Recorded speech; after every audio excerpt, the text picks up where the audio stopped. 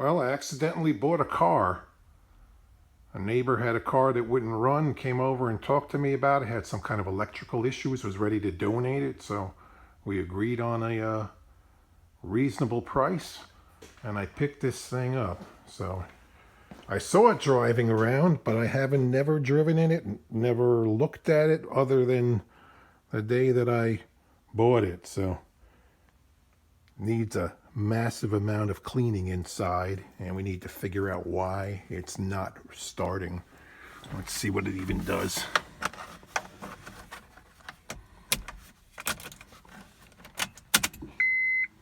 The battery was good. I tested it. It's actually relatively new. Let's see what we get.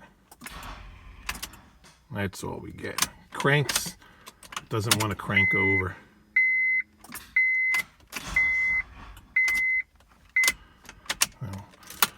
I'm leaving the guess that it needs a starter, which is kind of a pain in the butt to put in this car, but we'll throw one in and see what happens. Okay, the starter on this car is under the intake manifold. It's basically down under there someplace. So I've seen a lot of people take the intake off and do it from the top, which you can do, but you got to remove a lot of stuff. If you're a glutton for punishment, like myself, we are gonna do it from the bottom. So there's not a lot of space to work. You got to remove the little plastic cover. All right, you're gonna need to jack the car up a little bit so you have some access over here. I'm rolling around on the creeper, but that plastic cover will be removed. And there's a little bit of space to stick your arm up into a hole over there to get to it and undo it. So let's see if I could show you even where it is. Stick a light up over here.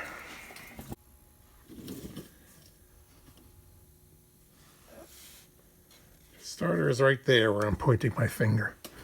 You could see one bolt over there, and there's another longer bolt that has like an extension on it coming out. So let's remove this cover down here, and we'll change it out. You got push clips all around here. 1, 2, another one there, one here, and they wrap around into the other side there. Pull the shield out of the way. Got a couple more clips to get it out. One more there, and we're done. I didn't even take it all the way down. I just kind of, that end is still hooked up. I just pushed it to the side. Now you can see starter is right there. There is a bolt. I'll show you. Bolt there.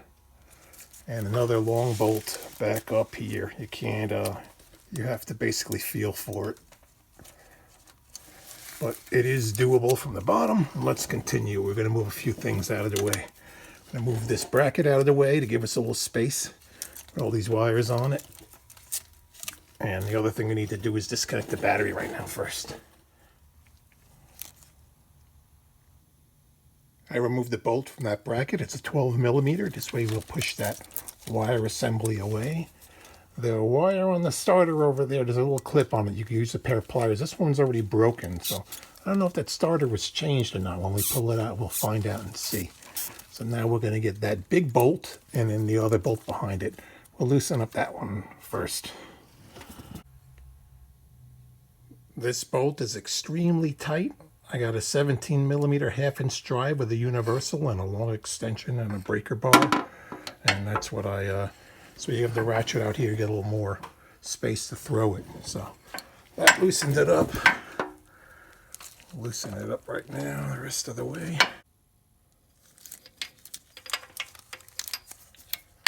There's the bottom bolt. Yeah, the top bolt is 14 millimeter. I have a deep socket on there now. You could kind of see. You really can't see the bolt head. You just kind of feel and put it up there. So I got the socket in place, and now I got to try to fit a ratchet in here. There's not a lot of room to throw it around. So if it's tight, you're going to have a problem trying to get it off. So we'll see how this one is. I ended up using a 14 millimeter with a short extension with a flex ratchet to break that top bolt free. And while you're backing it out, the knock sensor kind of gets in the way, so I unplugged it, bolts to the block, and unscrewed it to give us a little more space to fit the ratchet back in there without bumping into it. So that's a 27 millimeter open end wrench that popped, unscrewed that. It's really not very tight, so just get it out of the way to give yourself a little space to fit your hand up in there and ratchet head. With the top bolt broken free and the knock sensor out of the way, I have a little stubby ratchet on there and have to unscrew the bolt the long way out. You could see the ratchet head would be right where the knock sensor would be, so it's only going to get in your way. Just remove it quickly. It came out real easy.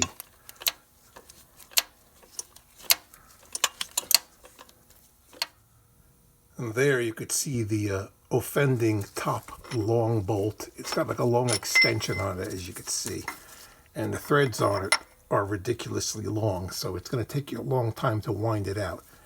It's cramped, it's doable. Now we have to drop the starter down to get the wiring off of it. So let's finagle it around there. We have the battery cable on the top. Let me get it in a better spot here.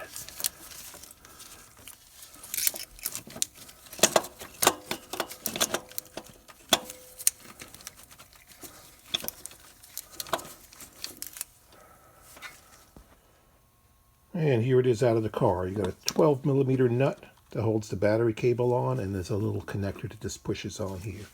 This was the original starter. I'm going to test it out of the car right now to see what it was doing, because it was doing some weird stuff in the car. And then we'll throw the new one in. Okay, I cleaned up the threads on the bolts so they'll be able to screw back in, probably with my fingers to get them tight. Otherwise, you'll be fighting with a ratchet to turn them in there. We're using the old nut from the original starter because it's a one-piece washer built onto it. Got to shove it back up in there and make the connections and stick it back up in the hole. So a lot of feeling around, blind, but it's not impossible. It is difficult. All right, I got all the wires connected back onto the starter, and then you have to kind of force it up to where it needs to be. The top bolt I had in the hole already because it would be impossible to try to line it up without being able to see it. So I pushed the starter up there with the top bolt in the hole.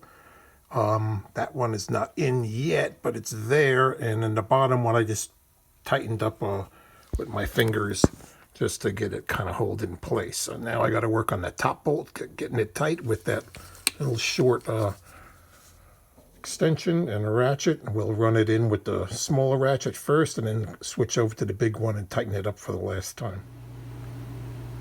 Put the knock sensor back in, and all right, I got all the bolts tightened up. I got the knock sensor back in, and any of the wires that I moved, I put them back where they need to be. Now we can hook up the battery and start it up. All right, we got the battery hooked up. Let's see what we got.